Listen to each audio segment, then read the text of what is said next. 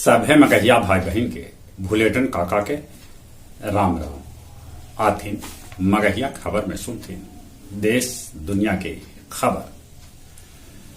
9 अगस्त आज पृथ्वी दिवस है। सभे कोई मिलजुल के धरती के बचावा। आज है मुहर्रम, जगह जगह निकालल जाए तजिया के जुलूस। बिहार में नया गठबंधन के आहट सुनाई दे रहा है। जदयू राजद के साथ मिल के बना सका है सरकार।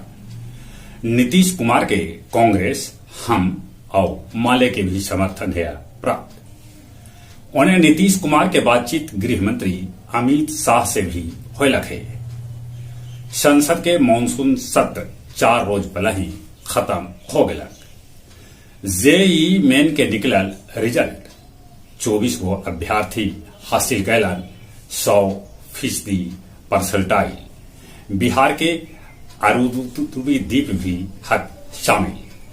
अंतिम सोमवारी के शिव मंदिर में उमड़ल भीड़, भक्त सभे के लगल रहल दिन भर ताता। 15 दिन के अंदर गेहूं के दाम 600 रुपया प्रति क्विंटल बढ़ गए। देश में 5G मोबाइल सेवा ई महीना चालू हो सका है। जम्मू में BSF के जवान निकालन तिरंगा बाइक रैली।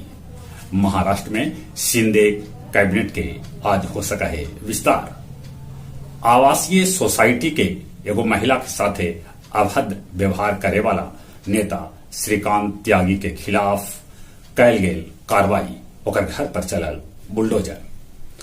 उत्तर प्रदेश के मुख्यमंत्री योगी के बम से उड़ावे के भेटाइल है धमकी। गाजा में फिलिस्तीनी और इजराइल के बीच संघर्ष विराम के घोषणा हो गया। चीन में बढ़ल कोविड के पाबंदी। ताइवान भी कर रहा है चीन के खिलाफ युद्धाभ्यास। क्यूबा में तेल रिसाव से लगल आग। इटली के सार्डिया में भी लग गया है आग। पुर्तगाल के जंगल में लगल आग पर लोग काबू न पा रहलन है।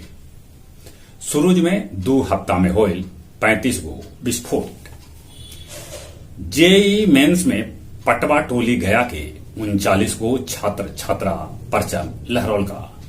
शेरघाटी में ATM बदल के एगो महिला से 62,500 रुपया के हो गए लूट। इमामगंज के बुधनी पहाड़ी पर भेटायल अष्टधातु के एगो मूर्ति। गया जिला में अबले 33% धान के रोपनी हो सकल है। बेला के मेन से एगो कार से 178 लीटर विदेशी दारू पुलिस जब्त कैल।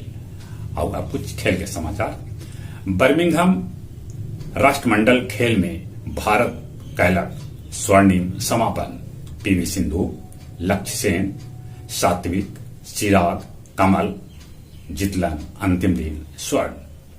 22 स्वर्ण, 16 रजत, 23 कांस्य के साथ भारत नंबर 4 पर रहल त 67 स्वर्ण, 57 रजत, 54 कांस्य के साथ ऑस्ट्रेलिया नंबर 1 पर रहल। 2026 में राष्ट्रमंडल खेल ऑस्ट्रेलिया के क्वीटो में खेलल जाए। एशिया कप में हो सका है कोहली के वापसी। जहां तक मौसम के सवाल है, अब तो सावन बीते वाला है, बाकी नदी में अभी तक पानी न आयलक, आहरा पोखरा न भर पैलक। पानी बरसा है, बाकी झीमझाम। देश में कोरोना भी बढ़ रहा है, इस चलते मुंह और नाक पर मास्क लगाते। चली एक बार फिर से अपने सभी के भुलेटन काका के राम राम।